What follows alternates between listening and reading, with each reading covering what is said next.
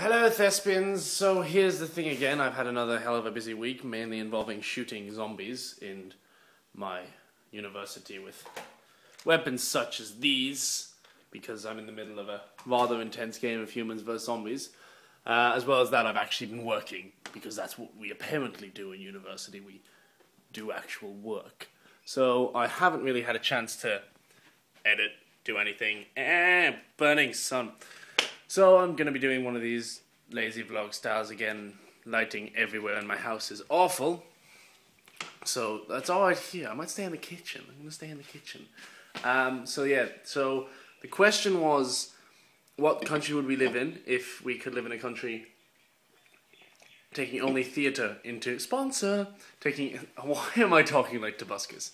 Taking only theatre into consideration, and it's a pretty easy answer for me. I'd live in America, mainly in New York.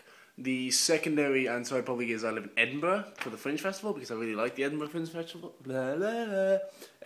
Edinburgh Fringe Festival. Wow, why was that so difficult to say? As someone from the British Isles, I should probably even know what that means. And Melbourne's pretty good for theatre too. I'm pretty happy with theatre in Melbourne at the moment. So that's pretty awesome. But New York would be my first choice, so I could be near Broadway and off-Broadway. And just generally be close to that really central hub. And I recently found out about a thing called the Pit in New York, which is essentially an improvisational theatre place. And they apparently do... I can't think of the word. They do free improvisational theatre every Tuesday for 3 hours. And... yeah, smooth, I liked doing that.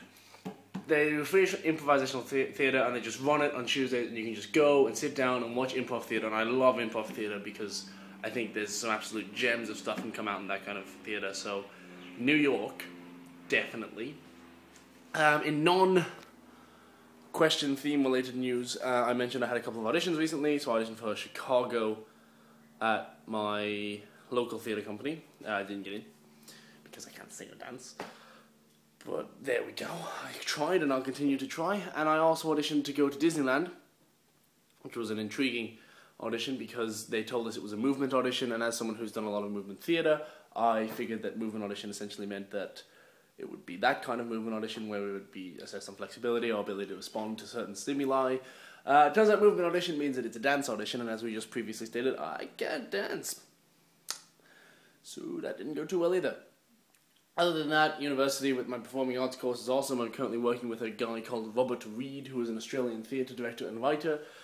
And he's pretty sweet and awesome to work with. I'm doing a lot of physical theatre stuff, which I really love doing, learning a lot about more Asian and Eastern theatre styles like Butoh and Takashi Suzuki.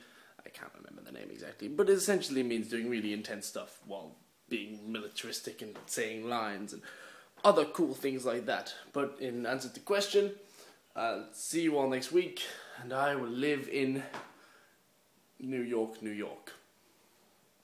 I'm also sorry that I haven't commented on any videos this week because I haven't watched any YouTube this week, which is really rather depressing for me. See you guys next week.